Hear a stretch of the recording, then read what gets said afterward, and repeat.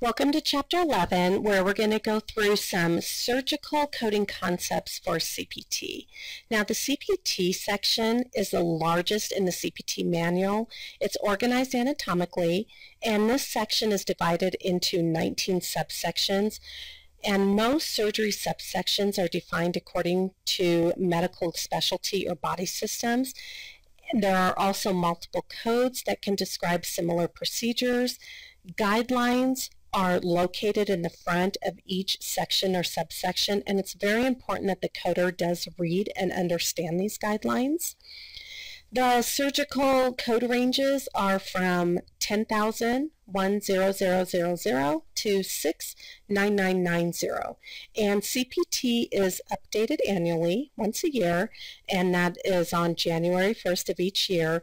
And it'll bring new changes, revisions, deletions, and again, it's important to see what those changes, those deletions, the revisions are. As the CPT code you maybe once used for something the previous year is maybe no longer valid this year. And there are some CPT codes within the surgery section that specify the type of anesthesia, and it's included in that procedure code. So of course that, like conscious sedation, would not be coded separately. And here's an example in 36555 where a physician inserts a tunneled catheter, a non-tunneled catheter, a central venous catheter that is centrally inserted in a patient that is younger than age 5. And in the CPT code, you can see conscious sedation is included, therefore it cannot be billed or coded separately. Just a few coding tips. When you're reviewing an op report, is it's important for the coder to know their anatomy. I would suggest if you have a copy of the op report, highlight key words on the op report so you get to know, like, where's the beginning of the procedure? Where is my coding going to begin? What is really going on? You might have to reread that op report multiple times if necessary, and that's okay. The coder needs to identify what was done, what was the approach, was it open, was it closed, was it through a scope. Code all the procedures performed.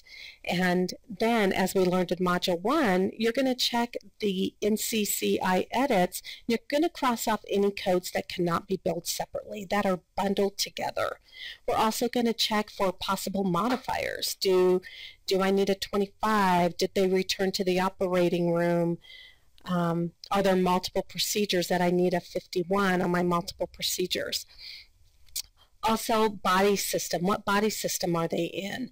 So in this case, intestine. What's the anatomical site? Oh, they're operating on the appendix. What's that surgical approach? They're doing a laparoscopic appendectomy.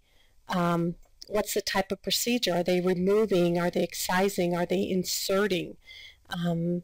Is it a screening? Is it a diagnostic? Is it therapeutic? Were there, again, multiple procedures performed? The surgical package, certain parts of surgeries are packaged together, therefore they're not billable to the insurance company. So an intraoperative care, as you can see, per CPT, and of course CMS has their guidelines. So depending on the physician's office or facility that you would work for or code for, you would check with them to see what, are they going by CPT or are they going by CMS? And a lot of times it depends on the payer.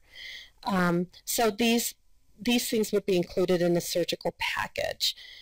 Routine supplies, writing orders, the post-op care, typical post-op follow-up care. And we're going to go through some examples of this down below. That's per CPT and per CMS on the next few pages as we get into the global surgical period.